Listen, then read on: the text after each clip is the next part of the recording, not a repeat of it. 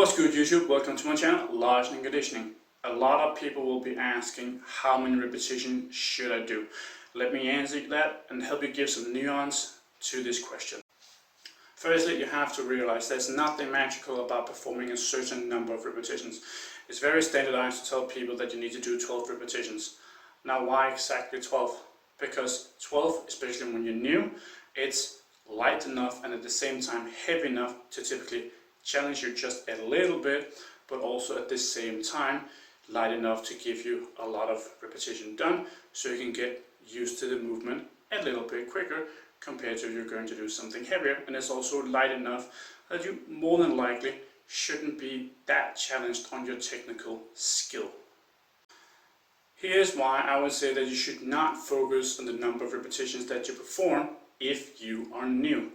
Simply because when you are new, you need to get the movement patterns down, and instead of focusing on some specific number or arbitrary number, you should focus on getting the movements down and getting a lot of work done with these movements. This way you develop your technical skill and you also develop your ability to actually feel how your body is supposed to move.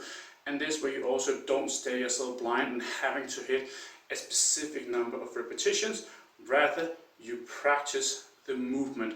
So it's much better when you're new that you simply just practice the movement by itself and then get used to performing it, because quite frankly a lot of the movements that you do in the gym and also how rigid they can be is not something that we typically perform in our day-to-day life.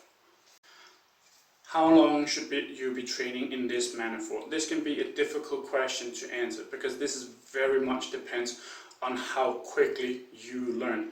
Have you practiced some sort of sport before going to the gym, or are you starting from complete scratch?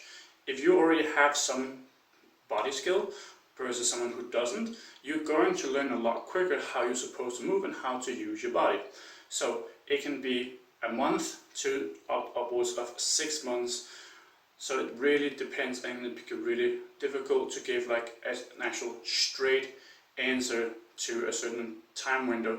You need to figure it out for yourself, see what works and how quick you learn, because some movements you're also just naturally going to learn a lot quicker because it just comes more natural to you as a person.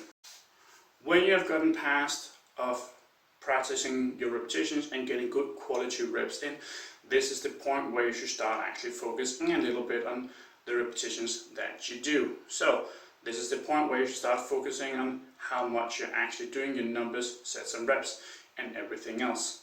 Because this is also the part where now you've gotten past the learning curve, now you need to get into another learning curve, which is learning to push yourself and push your limitations. And this can be a little bit uncomfortable at first. Once you get used to it, it's just going to become second nature to you that you just push your body, and it's not really going to feel that uncomfortable in the first place once you get through this phase. The two things we just discussed are the first two stages initially of you beginning your training journey. And this is also where you build your foundation. So before you even get to the point where you basically pick your style of training, like bodybuilder, strongman, crossfitter, whatever it might be, this is where you put down the foundation and you build the groundwork so you then later can move on to stage 3. Like I said, this is where you pick your training style. And regardless of what training style you actually pick, depending on the movements that you do, you should still do low or high repetitions. Because as an example, a ladder raise, it's not going to be a really good idea to do like 3 or 4 repetitions on something like that. That would be a lot more useful as a powerlifter if you do that on squat, bench, deadlift, not on small movements like a ladder raise. That's just a disaster really. A quick little guideline for how many repetitions you should be doing as an overall guideline for probably the majority of your training should be 6 to 15, maybe 20 reps. Again, this very much depends on the exercise that you do. Of course, just like we discussed with the ladder raise, don't try and go heavy or even like moderate on a ladder raise. Do light folks, otherwise it's not gonna feel so good and you can potentially just fuck up your shoulders, and we don't want that to happen. So you need to be mindful of the exercise that you pick and the number of repetitions you've done. And also you need to have your goal in mind. what goal are you specifically training for? Your goal actually dictates what you should be doing in the first place and not what you actually want to do, because you have a goal and there's a certain way to achieve that goal, so you need to just follow the process of getting to that point. Thank you for watching. Large and Conditioning signing out. I hope you